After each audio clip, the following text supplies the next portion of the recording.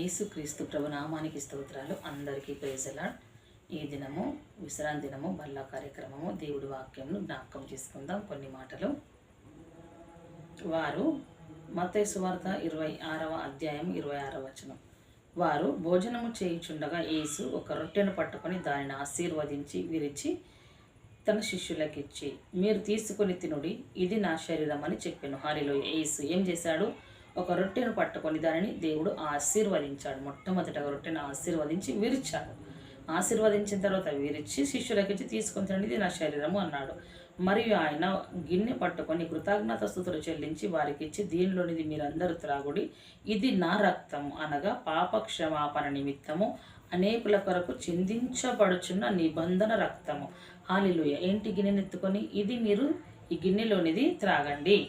ఈ గిన్నెను పట్టుకొని దేవుడు ఏం చేసిన? కృతజ్ఞత స్తుతులు చెల్లించి వారికి ఇచ్చాడు. ఇచ్చి, దీనిలోది మీరు త్రాగండి, ఇది నా రక్తము, అనగా పాప క్షమాపణ నిమిత్తము అనేకుల కొరకు చిందించబడుచున్న నిబంధన, ఒక ఒడంబడిక, నిబంధన రక్తము అని వారికి సెలవిచ్చారు.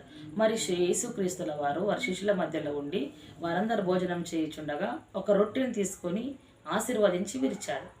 గిన్నెను ఎత్తుకొని ఆశీర్వదించిన రక్తం త్రాగండి అని చెప్పాడు. మరి యేసుక్రీస్తుల వారు మధ్యలోనే ఉన్నారు కదా, వారి మధ్యలో శరీరధారిగా అప్పటికి ఉన్నారు. ఇంకా విరవబడలేడు ఆయన. ఎలా చెప్పగలిగాడు అంటే దేని గురించి చెప్పగలిగాడు? రాబోయే కాలం కొరకు ఆయన వారితో ఉండడు కాబట్టి ఇక్కడ ఎలా జరిగింది ఇదంతా? దీని వివరణలోకి మనము వెళ్దాం.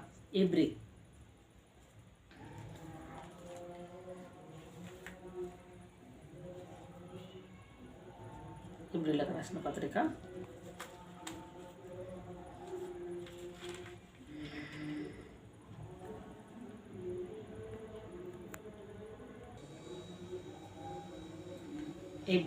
13:12 వచనం చూసుకుందాం. 1వ వచనం. కావున యేసు కూడా తన స్వరక్తము చేత ప్రజలను పరిశుద్ధపరచుటకై గవిని వెలుపట శ్రమ పొందెను. హల్లెలూయా. ఇక్కడ కావున యేసు కూడా అంటే ఇంకా మిగతా వాళ్ళు కూడా ఇంకా ఎవరన్నా రక్తము అర్పించినట్లుగా మనము ఇక్కడ మాటను బట్టి ఇంకా దేని రక్తమైనా సరే మనం తెలుసుకుంటున్నాం. యేసు కూడా అని మాట. కాబట్టి అంతకు ముందుగా మనం ఒక మాట మాట్లాడుకుందాం. ఏమని? కావున యేసు కూడా తన స్వరక్తము చేత ప్రజలను పరిశుద్ధపరచుటకై గవిని వెలుపుట శ్రమ పొందెను. ఇప్పుడు రొట్టెను విరిచిచ్చాడు, ద్రాక్షరసం తెచ్చి రక్తము శరీరం అని చెప్పాడు.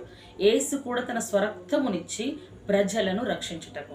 అక్కడేమన్నాడు? ఒక నిబంధన రక్తము, ప్రజలందరి లోక పాపం నుండి మోసుకుంటకు ఒక నిబంధన రక్తము, ఇది ఒక నిబంధన రక్తము అని చెప్పాడు. ఇక్కడ ప్రజలందరినీ పరిశుద్ధపరచుటకై దేవుడు శ్రమ పడ్డట్టుగా చెప్పాడు. ఈ లోకంలో యేసుక్రీస్తుల వారు పరలోకమును విడిచి పుడెంపైకి వచ్చాడు. ఎందువరకు వచ్చాడు? గొర్రెల మేకల. ఇంకా మనం చదువుకొని మనం చూసుకుందాం. ఎబ్రీ పత్రిక 9వ అధ్యాయము 11 వచనాల నుంచి కొన్ని వచనాలు చూసుకొని మనం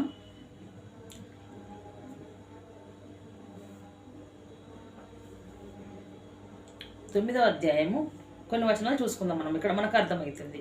అయితే క్రీస్తు రాబోచున్న మేలుల విషయమై ప్రధాన యాజకుడుగా వచ్చి, హల్లెలూయా. ఎలా వచ్చాడట ఆయన?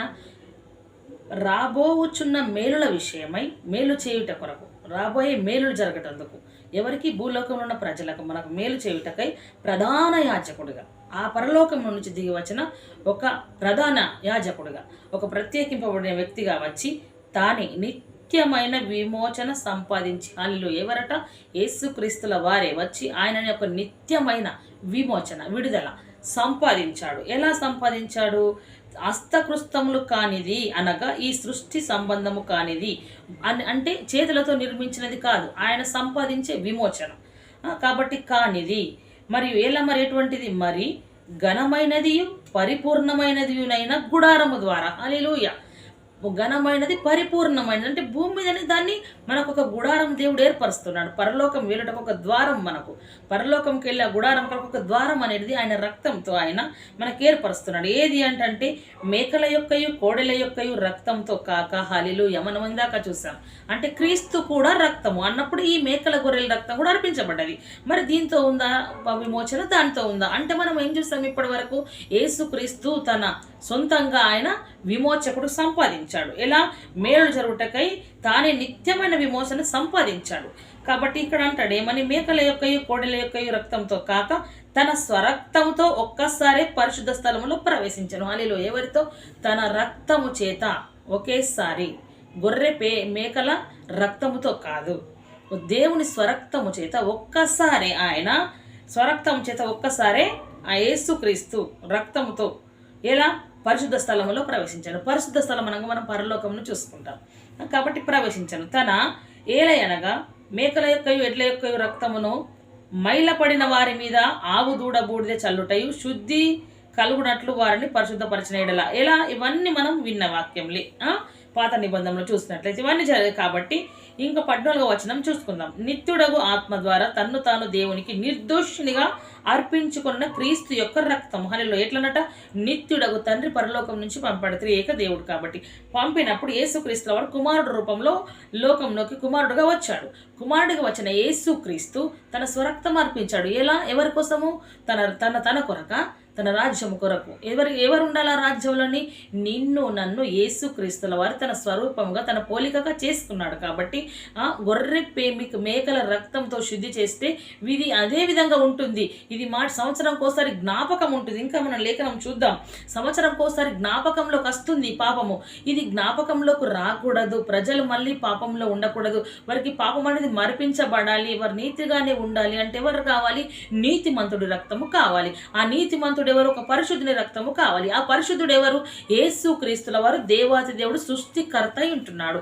ఆ సృష్టికర్త పరలోకం నుండి ఉండి భూమి మీదకి, ఆయన పరలోకంలో ఉండి భూమి మీద ఉన్న మనుషులకు రక్తం ఇవ్వలేడు కదా, అలా పడలేడు కదా. కాబట్టి క్రీస్తు యేసుల వారే తానే మనకు విమోచకుడుగా ఉండుట కొరకు, మనల్ని రక్షించుట కొరకు, మనకు ఒక సంరక్షకుడు లేకుండా ఆయన చూసి, రక్షకుడు లేకుండా ఆయన చూశాడు, సంరక్షకుడుగా దేవుడు వచ్చాడు. వచ్చిన దేవుడు భూమి మీద మన కొరకు శరీరధారి అయిన దినాలలో మనకు ప్రతి విషయంలో మేలు చూపించాడు. ప్రతి విషయంలో నీతిగా న్యాయంగా బ్రతకాలి, లోకముని ఎలా జయించాలి, పాపముని ఎలా విసర్జించాలి, ఏ రీతైనా పరిశుద్ధతతో మీరు జీవించాలి, నిత్యం బలిపీఠం చెంతకు రావాలి అనేది సమస్తము దేవుడు కన్నీటి ప్రార్థనతో కూడా మాదిరిని కూడా చూపించాడు.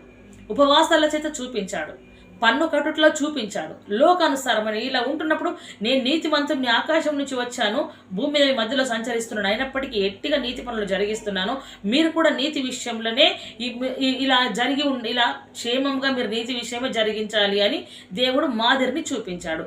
మాదిరిని చూపించిన దేవుడు అప్పుడు దేవుడు ఎందుకు రప్పించబడ్డాడు? తన తండ్రి చిత్తం ఏమై ఉంటుంది?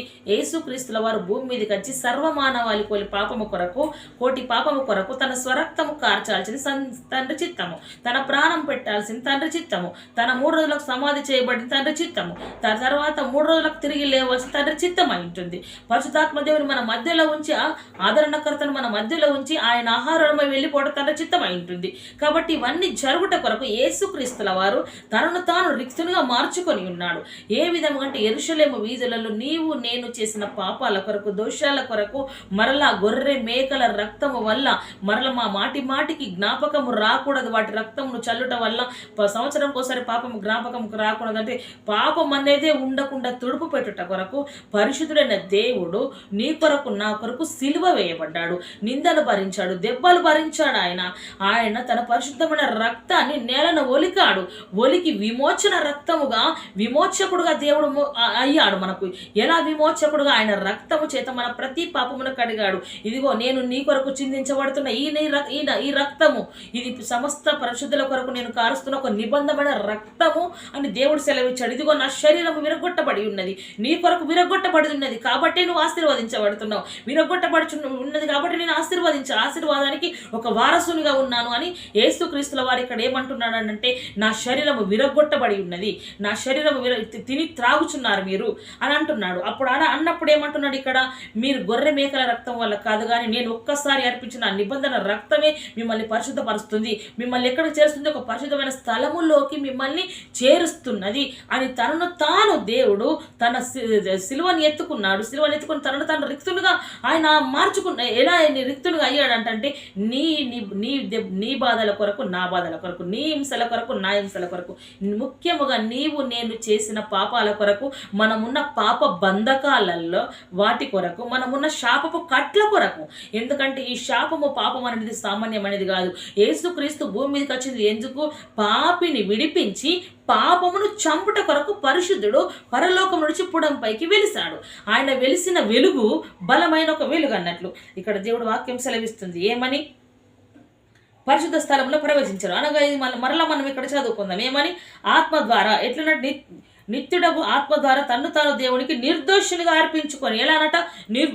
నిష్కలంకముగా ఎలా అర్పించుకున్నాడంటే నిర్దోషిగా, ఆయనలో ఏ దోషము లేదు, నిష్కలంకుడు, ఎటువంటి కల్ముషము లేదు, పరిశుద్ధుడు, ఎటువంటి పాపము లేదు. ఈ రీతిగా ఎలా అర్పించుకున్నాడు యేసుక్రీస్తుల వారు? ఎలా అర్పించుకున్నాడు అంటే నిత్యుడగు తండ్రి, నిత్యుడగు ఆత్మ ద్వారా, నిత్యము ఉండే ఆత్మ ద్వారా తన్ను తాను దేవునికి నిర్దోషినిగా అర్పించుకున్నాడు. తనను తాను అర్పించుకున్నాడు. లోకంలోకి వచ్చాడు, పాపలోకంలో జీవించాడు, పాపల మధ్యలో బ్రతికాడు. కానీ ఏ పాపం అనే దరిదాపులకు రాకుండా యేసుక్రీస్తుల వారు జీవించాడు. జీవించి తనను తాను సిలువ వేయబడ్డ సమయంలో ఒక నీతిమంతుడుగా దేవునికి అర్పించుకున్నాడు. నిష్కలంకుడిగా అర్పించుకున్నాడు నిత్యుడగు తండ్రి ఆత్మ ద్వారా. మరలా ఆయన పరిశుద్ధాత్మను పవిత్రంగానే ఉంచుకొని గట్టిగా ఆయన దేవుడికి తనను తాను సమర్పించుకుంటున్నాడు. కాబట్టి నీవు నేను ఈ దినము నడ్డు బలిపీఠం ఎద్దకు సమీపిస్తున్నాం. మరి మన హృదయాలు శుద్ధీకరించుకొని క్రీస్తు రక్తంలో కడగబడ్డ మనము, క్రీస్తు రక్తంలో ముద్రించబడ్డ మనము, దేవుడి వాక్యం చేత నడుస్తున్న మనము, పరిశుద్ధాత్మను రింపుకున్న మనము నిర్దోషులుగా ఆయన బలిపీఠం చెంతకు వెళ్తున్నామా? నిష్కలంకమైన హృదయంతో ఆయన బలిపీఠం చెంతకు వెళ్తున్నామా? ఆయన బల్ల మీదున్న రొట్టెను తీసుకొని తినుటకు అర్హులమేనా? అర్హత కలిగి ఉన్నామా? మన జీవితాన్ని మనం కూడా ఒక్కసారి పరీక్షించుకుందాం. ఎందులో తప్పిపోతున్నాం, ఏ విషయంలో పడిపోతున్నాం, ఏ విషయంలో పొరపాటు జరిగిపోతున్నదో ఈ విషయంలో ఒక్కసారి మనల్ని కడుక్కొని దేవుడి సన్నిధికి వెళ్ళినట్లుగా, ఏ రీతిగా యేసుక్రీస్తుల వారు నిన్ను హక్కున చేర్చుకొని వారసుని చేసుకుని నీ స్వరూపంగా చేసుకొని ఉన్నాడో ఆ క్రీస్తే నీ కళ్ళ ముందే దేవాసిది నిత్యుడ తండ్రి దేవునికి ఇక్కడ వాక్యం సెలవిస్తుంది. ఏమని? నిర్దోషునిగా నిష్కలంకునిగా అర్పించుకొని ఉన్నాడు అని వాక్యం సెలవిస్తుంది. ఏమని? నీ యొక్క రక్తము నిర్జీవ క్రియలను నిర్దోషులుగా అర్పించుకొనిన క్రీస్తు యొక్క రక్తము నిర్జీవ క్రియలను విడిచి జీవం గల దేవుని సేవించుటకు మీ మనస్సాక్షికి ఎంతో ఎక్కువగా శుద్ధి చేయును. హల్లెలూయా. ఏంటట? అలా కార్చిన రక్తము నిర్జీవ క్రియలను విడిచి, అంటే చచ్చిపోయే క్రియలను, ప్రతి సమాధి చేయబడుతున్న క్రియలు, లోకంలో ప్రతిది, నేత్రాశ, జీవబుడంబము, ప్రతి నానాయిగా అన్ని ప్రతి దాన్ని విడిచేది యేసు రక్తము. ఎటనట? అర్పించుకున్న క్రీస్తు యొక్క రక్తము నిర్జీవ క్రియలను విడిచి జీవము గల దేవుని సేవించుటకు. హల్లెలూయా. ఎవరిని సేవించాలి? నీవు జీవము కలిగిన దేవుణ్ణి మాత్రమే సేవించాలి. అంటే నువ్వు జీవంతో ఉన్నావు కాబట్టి నువ్వు ఎవరిని సేవించాలి? జీవం గల దేవుణ్ణి సేవించాలి అని ఏమంటున్నాడు? ఆయన సజీవులకు మృతులకు తీర్పు తీర్చుటకు ఆయన ఒక్కడే శక్తి గల దేవుడు అయి ఉంటున్నాడు. కాబట్టి నిర్జీవ క్రియలను విడిచి జీవం గల దేవుని సేవించుటకు మీ మనస్సాక్షికి ఎంతో ఎక్కువగా శుద్ధి చేయును. హల్లెలూయా. ఏం శుద్ధి చేయును? మనం నిర్జీవం అన్నిటిని వదులుకొని జీవం గల దేవుని సేవించుటకు యేసు రక్తం మన మనస్సాక్షిని ఎంతో ఎక్కువగా, కొంచెముగా కాదు, ఎంతో ఎక్కువగా శుద్ధి చేయును అని దేవుడు వాక్యము సెలవిస్తుంది. ఈ యేసు చేత మొదటి నిబంధన కాలంలో జరిగిన అపరాధముల నుండి విమోచనము కలుగుటకై ఆయన మరణము పొందినందున, ఎందట? మొదటగా ఇక్కడ అంటున్నాడు, మొదటి నిబంధన కాలంలో జరిగిన అపరాధములను విమోచన కలుగుటకై. అప్పుడు మొదటి నిబంధన జరిగిన అపరాధములు, పాపములు ఏవైతున్నాయో దాని నుండి ఏం కలుగుట కొరకు? విమోచన, విడుదల, మనకు విడుదల కలుగుటకై ఆయన మరణము పొందినందున, ఆ పాపముల నుంచి మన విడుదల పొందుట కొరకు ఆయన మరణమును పొంది ఉన్నాడు. పొందినందున పిలువబడిన వారు నిత్యమైన స్వాస్థ్యమును, ఎవరు? పిలువబడిన వారు, క్రీస్తు రక్తంలోకి పిలువబడ్డవారు, చేర్చబడ్డవారు. అంటే దేవుడు అందరినీ పిలిచాడు. కాబట్టి చేర్చబడ్డ ప్రతి వారు ఏమంటున్నాడు? పిలువబడిన వారు నిత్యమైన స్వాస్థ్యమును గూర్చిన వాగ్దానమును పొందు నిమిత్తము ఆయన క్రొత్త నిబంధనకు మధ్యవర్తి అయి ఉన్నాడు. హల్లెలూయా. పిలుచుకొని ఉన్నాడు అందరినీ.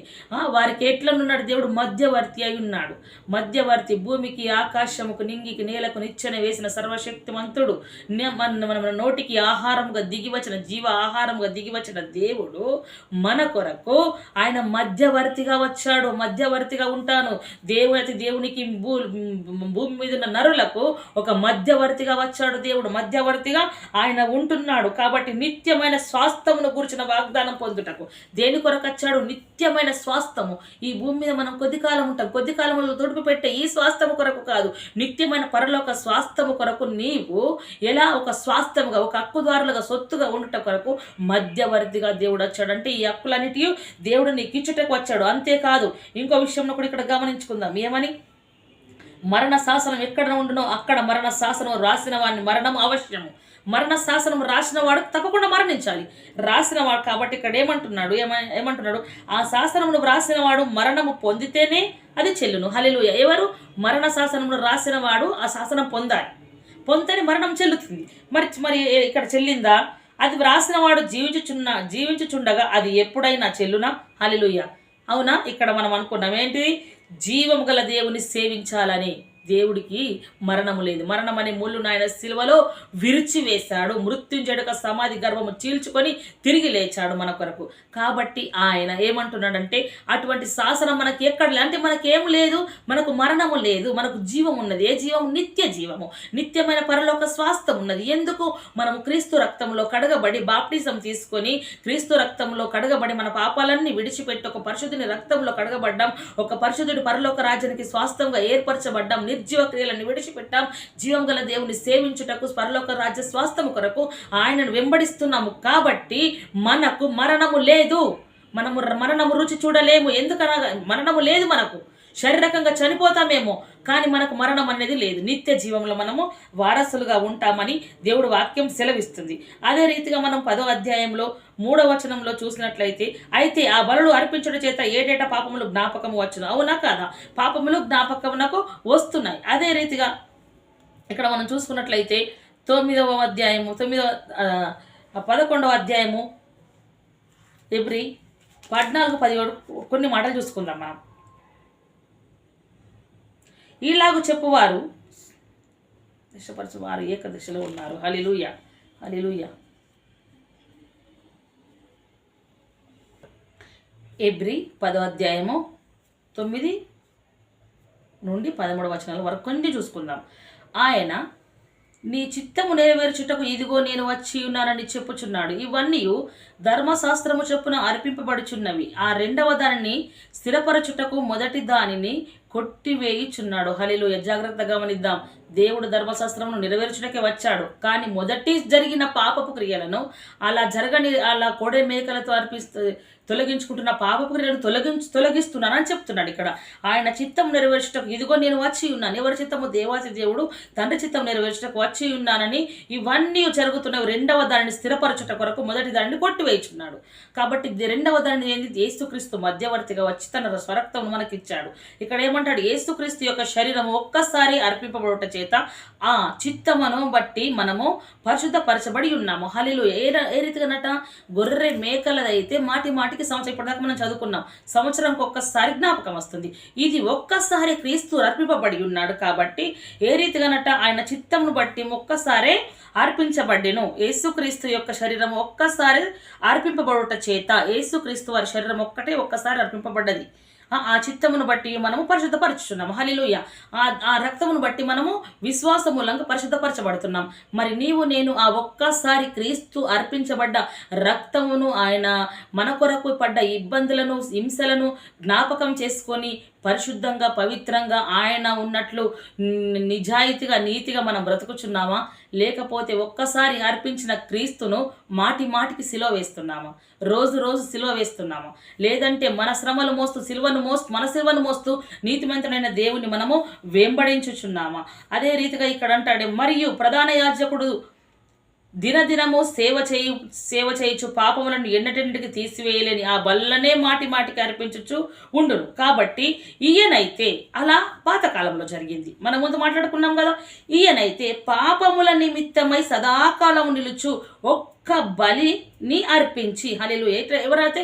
ఈయనైతే యేసుక్రీస్తు పాపముల నిమిత్తమే పాపల నిమిత్తమే సదాకాలము నిలుచు ఒక్క బలిని అర్పించి అప్పటి నుండి తన శత్రువులు తన పాదములకు పీఠముగా చేయబడి వరకు కనిపెట్టుచు దేవుని కుడిపార్శ్వమున ఆసీనుడు అయ్యాను. హల్లెలూయా అని దేవుడి వాక్యం మనకు సెలవిస్తుంది. అంటే ఏ రీతిగా అర్పించబడ్డాడు? ఈయనైతే మన పాపముల విషయం ఒకేసారి అర్పింపబడ్డాడు.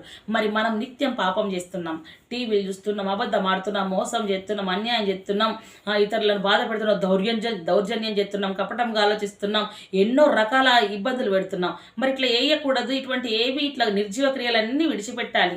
అంత మోసం ఇవన్నీ నిత్య జీవానికి జీవం గల దేవుడికి క్రియలు జరిగించని దేవుడు ఇప్పటి వరకు వాక్యం సెలవిచ్చాడు. మరి ఇవన్నీ జరిగించినప్పుడు నువ్వు ఒక్కసారి అర్పించబడ్డ క్రీస్తులో ఉన్నట్ల మనము, లేదంటే రోజు రోజు సిలువ వేస్తున్నట్ల? ఇవి జరిగించిన ప్రతిసారి మనము ఎప్పుడైతే అన్యాయము, అక్రమము, మోసము, అబద్ధము, వ్యభిచారపు చూపులు, హృదయములో కపటము, దౌర్జన్యము, ఇంకా నానా విధములైన ప్రతిదీ, దొంగతనము, అసూయ, కక్ష, ఇవన్నీ జరిగిన ప్రతిసారి ఏం చేస్తున్నాం? క్రీస్తును ప్రతిసారి సిలువ వేస్తున్నాం. ఆయన ఒక్కసారి అర్పింపబడితే నువ్వు మాటికి సిలువ వేస్తున్నావు. యూద ఒక్కసారి అప్పచెప్తే నువ్వు ప్రతిరోజు అప్పచెప్తున్నాం. అంటే మనం ఎటువంటి వారం?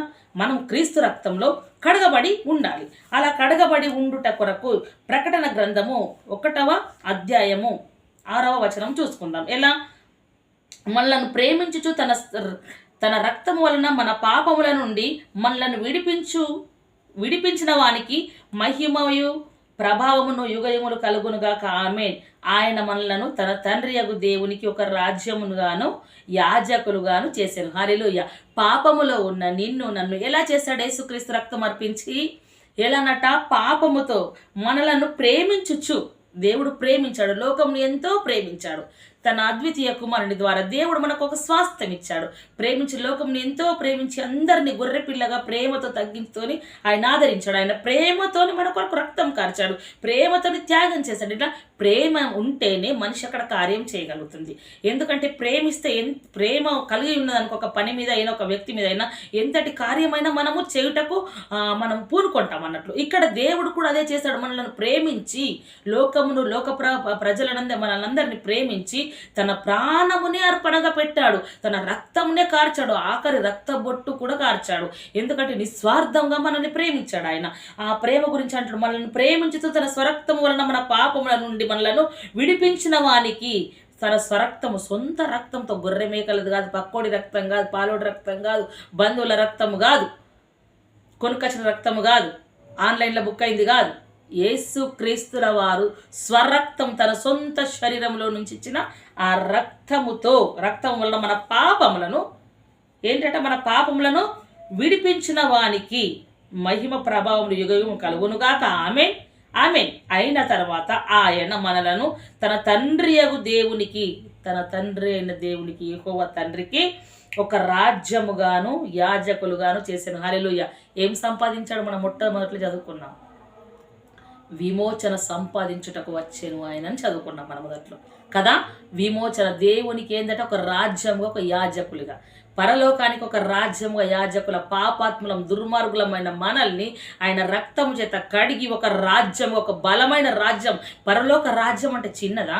అక్కడ ఆనందం ఉన్నది, సంతోషం ఉన్నది, దుఃఖము లేదు, ఇటువంటి ఏమి లేవు. పాపంతో కూడుకునే ఒక అధికారంతో కూడిన రాజ్యం పరలోక రాజ్యం. అంటే ఒక అధికారం ఇచ్చాడు ఆయన, మనకు ఒక యాజకుల్ని చేశాడు ఆయన. ఎంత ఘనత మనకు, ఎంత ఆశీర్వాదం! దేవుడి రక్తం కిందికి రావడం, యేసుక్రీస్తు రొట్టె ఆయన శరీరంను తినడం మనము. కాబట్టి దేవుడు ఇక్కడ వారు అంటున్నారు, ఇటువంటి రక్తము, బలమైన రక్తం ఒక రాజ్యంగా చేశాడు మనకి. ఆ రాజ్య అధికారం ఇచ్చు, పరలోక రాజ్య అధికారము అంటాడు. నేను పరలోక తాళం చెల్లి నీకు ఇచ్చాను, నువ్వు భూమి మీద బంధిస్తే పరలోకంలో బంధిస్తానంటాడు దేవుడు. అంతటి అధికారం కలిగిన దేవుడు, మరణ శాసనంలో రాసిన వాడే, మరణిస్తేనే మరణము చెల్లును అటువంటి శాసనము రాసిన వాడు, అటువంటి రాజ్యానికి అధికారులుగా, దేవునికి యాజకులుగా మనల్ని చేసిన మన పరలోకపు తండ్రి యేసుక్రీస్తుల వారు మన మధ్యలోనే ఉన్నాడు. కాబట్టి ఇక్కడ అంటాడు ఏమని?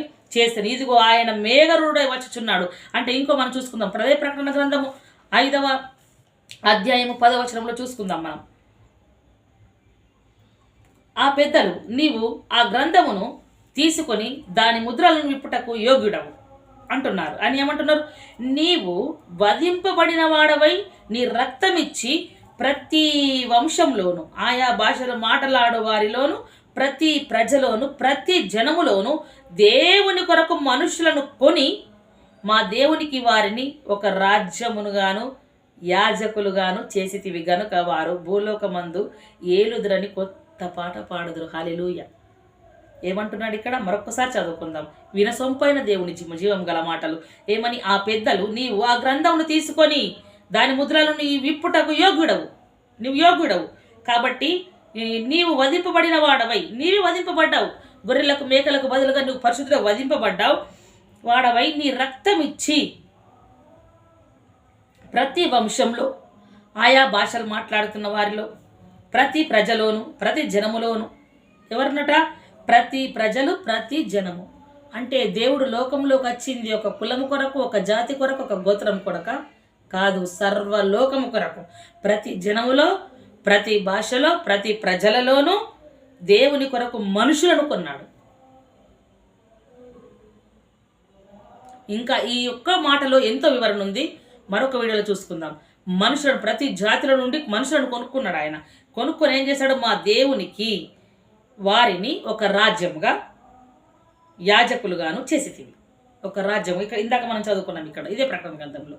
పాపముల నుంచి విడిపించి తన దేవుడు, తన తండ్రి దేవుని రాజ్యం, దేవునికి మనల్ని ఒక రాజ్యముగా, ఒక యాజకులుగా చేసి ఉన్నాడు. అదే విషయం ఇక్కడ పెద్దలు కూడా అంటున్నారు. అదే విషయం ఏమని?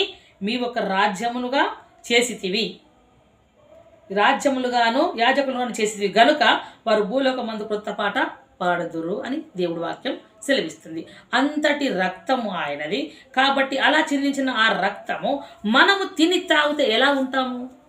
దేవుడు అంటున్నాడు, ఇంత విడుదల ఇచ్చాను కదా, మీరు ఎలా ఉంటారు? యోహాను సువార్త 6వ అధ్యాయము 1వ వచనం చదువుకుందాం. 56వ వచనం. నా శరీరము తిని నా రక్తము త్రాగువాడు నా యందును, నేను వాని యందును నిలిచియుందును. హల్లెలూయా. ఎవరట? ఇవన్నీ పాపాలు ఒప్పుకొని ఇలా పరిశుద్ధంగా నేను చేసిన రక్తం అంతా మీరు కార్చి పరిశుద్ధపరచబడి మీరుండి ఇలా ఉంటే, మీరు నా శరీరం తిన్న రక్తం తాగితే నేను మీలో ఉంటా, మీరు నాలో. అంటే మాలో ఉన్నవాడు లోకంలో ఉన్నవాడు కంటే గొప్పవాడు. ఇప్పుడు ఆయన మనలో ఉంటున్నాడు, మనం ఆయనలో ఉంటున్నాం. అంటే ఇద్దరం కలిసి ఇమిడిపోయాం. ఆత్మీయతలో ఆయన రక్తంలో విమిడిపోయాం. ఒక పాలివారము, ఒక జనాంగం అయ్యాం, ఒక రాజ్యానికి ఒక వారసులం అయ్యాం, ఒక స్వాస్థ్యం అయ్యాం. కాబట్టి మనం ఏమయ్యాం? మనము ఇమిడిపోయాం. కాబట్టి ఆయనలో మనలో ఆయన ఉంటాడు. అందుకనే శరీరధారిగా ఉన్నప్పుడే దేవుడు ఆ మాట చెప్పాడు. అందుకని రొట్టెను పట్టుకొని ఎత్తుకొని కృతజ్ఞతాస్తుతులు చెల్లించి విరిచి నా శరీరం అని చెప్పాడు. ద్రాక్షారసం ఎత్తుకొని గిన్నెలను తాగున రక్తం అని చెప్పాడు. అది ఎప్పటి వరకు అని చెప్పాడు దేవుడు? నా తండ్రి రాజ్యంలో మీతో కూడా నేను ఈ ద్రాక్షారసం కొత్తదిగా త్రాగు దినము వరకు ఇకను దాన్ని త్రాగనని మీతో చెప్పుచున్నాను అని అన్నాడు. అప్పుడు చెప్పాడు దేవుడు. హల్లెలూయా. దేవుడి వాక్యం అందరికీ అర్థమైంది అనుకుంటున్నారు. పరిశుద్ధుడైన దేవుడు ఆయన రక్తము చిందించింది మనము శుద్ధి చేసి ఆయన బలిపీఠం చెంతకు ఎలా వెళ్ళాలో దేవుడు మనకు కృపనిచ్చాడు. ఇంతటి బలమైన లేఖనం ఆత్మ ద్వారా దేవుడు మనకు అందించినందుకు దేవునికి కోట్ల స్తోత్రములు చెల్లిస్తూ యేసయ్య నామం అడిగి పొందుకున్నాం తండ్రి. ఆమేన్. Praise the Lord. అందరికీ దయచేసి లైక్ చేయండి, షేర్ చేయండి, సబ్స్క్రైబ్ చేసుకోండి. మెనోహో జీజస్ ఛానల్లో మీరు కూడా ఒక పాత్రగా వాడబడండి. మెనోహో జీజస్ ఛానల్ గురించి ప్రార్థించండి. Praise the lord. ఆమేన్.